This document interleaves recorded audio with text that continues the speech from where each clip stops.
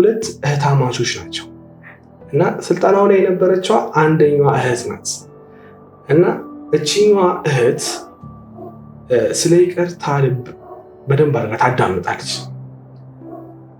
ይቅርታ ያላደረጋችሁለት ሰው ነገ ስልካችሁ ላይ ተደውሎ ሞተ ብትባሉ ምን ይሰማችኋል? እስኪ አስቡት። ማለት ነገ እኔም ላልነሳ እችላለሁ፣ ማናችንም ላንነሳ እንችላለን።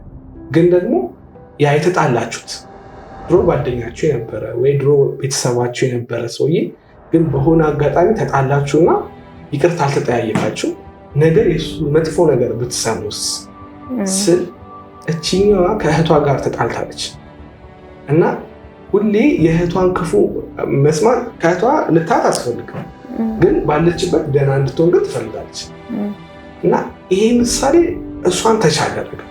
ምክንያቱም የተጣላችሁ ሰው ስል እህቷ አለች።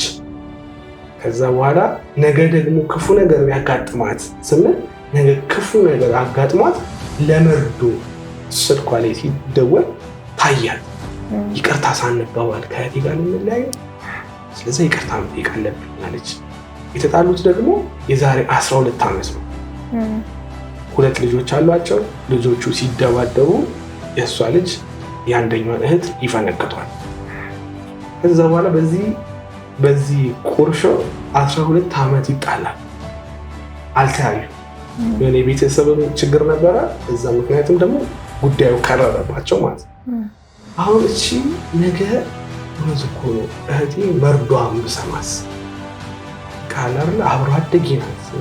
አብረን ብዙ ነገር አሳልፈናል። ለምሳሌ ከተጣላም በኋላ የኔና እሷ ነገር ተቆረጠ።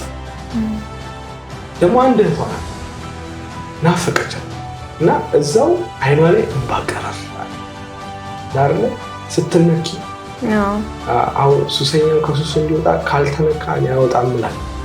ስለመከር ነው ይወጣል ብዬ ነው ያላስብ። መነካት አለበት። ሲነካ የዛሬ ዓመትም ሊሆን ይችላል የዛሬ 10 ዓመትም ይወጣል።